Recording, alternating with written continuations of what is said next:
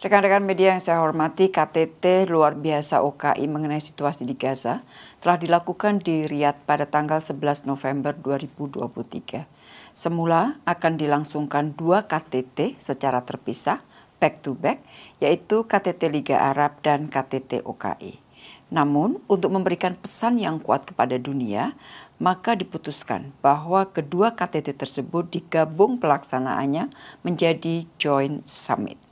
Presiden Republik Indonesia merupakan salah satu pemimpin dunia yang langsung menyampaikan akan hadir begitu menerima undangan KTT pada 5 November lalu atau 6 hari yang lalu. KTT ini sangat penting untuk menunjukkan soliditas negara-negara OKI dan untuk menemukan upaya tambahan agar kekejaman Israel terhadap bangsa Palestina dapat segera dihentikan. Di dalam pernyataan nasionalnya, Bapak Presiden antara lain menyampaikan bahwa OKI harus bersatu dan berada di depan untuk penyelesaian situasi di Gaza. Presiden juga menekankan beberapa saran konkret. Pertama, gencatan senjata harus segera dapat dilakukan. Alasan Israel bahwa ini adalah sebuah self-defense tidak dapat diterima. Ini merupakan sebuah collective punishment. Kedua, bantuan kemanusiaan harus dipercepat dan diperluas. Negara-negara OKI atau OKI harus mengusulkan mekanisme bantuan yang lebih predictable dan sustainable. Presiden juga menyampaikan bahwa Indonesia telah mengirim bantuan dan ke depan akan dapat menambahkan lagi bantuan-bantuan berikutnya. Presiden memberikan contoh kekejaman kemanusiaan yang dilakukan Israel, yaitu menjadikan rumah sakit sebagai target, termasuk Rumah Sakit Indonesia. Rumah Sakit Indonesia telah kehabisan bahan bakar, dan hal ini mengurangi kemampuan rumah sakit untuk melayani masyarakat yang sangat memerlukan bantuan. Dan Presiden mendesak semua pihak menghormati hukum humaniter internasional. Ketiga, OKI harus menggunakan semua lini untuk menuntut pertanggungjawaban Israel terhadap kekejaman kemanusiaan yang telah dilakukan. Misalnya, mendesak diberikannya akses kepada Independent International Commission of Inquiry on the Occupied Palestinian Territory yang dibentuk Dewan HAM PBB untuk dapat melaksanakan mandatnya, serta terus mendorong proses advisory opinion di Mahkamah Internasional. Keempat, OKI harus mendesak agar perundingan damai segera dimulai demi terwujudnya two-state solution. Presiden menolak pemikiran one-state solution karena dapat dipastikan bahwa Palestina akan dikorbankan. Dan Presiden mengatakan bahwa Indonesia siap untuk berkontribusi dalam proses perdamaian Palestina. Sebagai penutup, Presiden mengulangi pentingnya OKI bersatu dan berada di garis depan, menggunakan semua cara damai, semua pengaruh, dan semua upaya diplomasi untuk membela keadilan dan kemanusiaan bagi Palestina. Rekan-rekan media yang saya hormati, KTT telah menghasilkan resolusi. Resolusi ini berisi 31 keputusan dengan pesan-pesan yang sangat kuat dan sangat keras.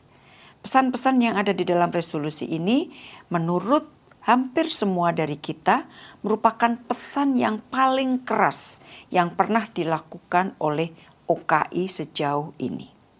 Resolusi tersebut juga menunjukkan kesatuan posisi OKI terhadap situasi Gaza yang sangat memprihatinkan.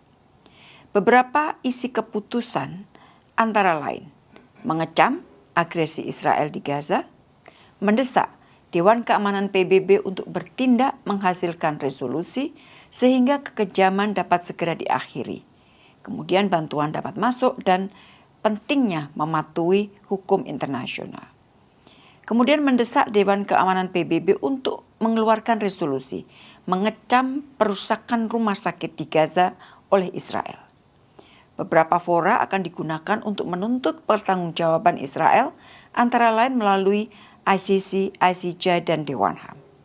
Kemudian memberikan mandat kepada Sekretariat OKI dan Liga Arab untuk membuat Joint Media Monitoring Unit yang akan mendokumentasikan semua kejahatan yang dilakukan oleh Israel.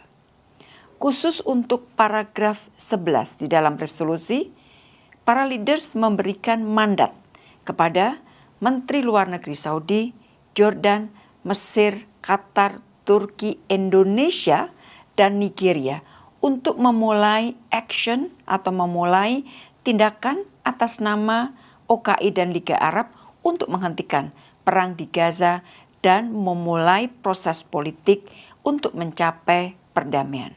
Tentunya catatan untuk paragraf 11 ini merupakan pengakuan dari OKI terhadap keaktifan atau kontribusi aktif Indonesia dalam terus mencoba menyelesaikan masalah Palestina, terutama terakhir-terakhir ini adalah situasi di Gaza. Kemudian resolusi juga mengecam standar ganda dalam menerapkan hukum internasional.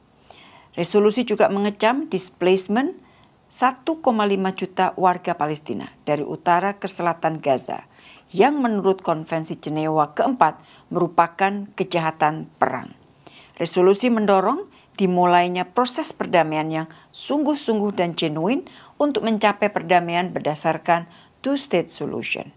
Resolusi juga menolak usulan untuk memisahkan Gaza dari West Bank termasuk Yerusalem Timur dan menegaskan bahwa Gaza dan West Bank adalah satu kesatuan. Resolusi juga mengaktifkan Islamic Financial Safety Net untuk memberikan dukungan finansial, ekonomi, dan kemanusiaan kepada pemerintah Palestina dan UNRWA. Rekan-rekan media yang saya hormati, di sela-sela pertemuan, Bapak Presiden melakukan pertemuan bilateral dengan Presiden Abbas untuk kembali menyampaikan dukungan Indonesia bagi perjuangan Palestina. Presiden Abbas sangat menghargai konsistensi Indonesia dalam memberikan dukungan kepada perjuangan Palestina. Presiden Abbas juga meminta Presiden Jokowi untuk menyampaikan pesan kepada Amerika Serikat pada saat pertemuan dengan Presiden Biden di Washington DC pada tanggal 13 November nanti. Bapak Presiden juga melakukan pertemuan dengan Raja Yordania. Jordania dan Indonesia memiliki posisi sama terhadap isu Palestina, termasuk dalam mensikapi katastrofi kemanusiaan yang terjadi di Gaza. Presiden Republik Indonesia dan Raja Jordan kembali menegaskan 3 hal penting: gencatan senjata, bantuan kemanusiaan, dan pentingnya memulai kembali proses perdamaian menuju two-state solution. Presiden juga berkesempatan bertemu dengan Presiden Turki. Kedua presiden sepakat bahwa Indonesia dan Turki akan terus bekerja sama untuk isu Gaza dan masa depan Palestina. Kedua presiden juga sepakat agar Indonesia dan Turki dapat segera menyelesaikan perundingan Indonesia-Turki Comprehensive Economic Partnership Agreement sebelum akhir 2024. Demikian rekan-rekan yang dapat saya sampaikan dari hasil KTT luar biasa OKI mengenai situasi di Gaza yang dihadiri oleh Bapak Presiden. Terima kasih.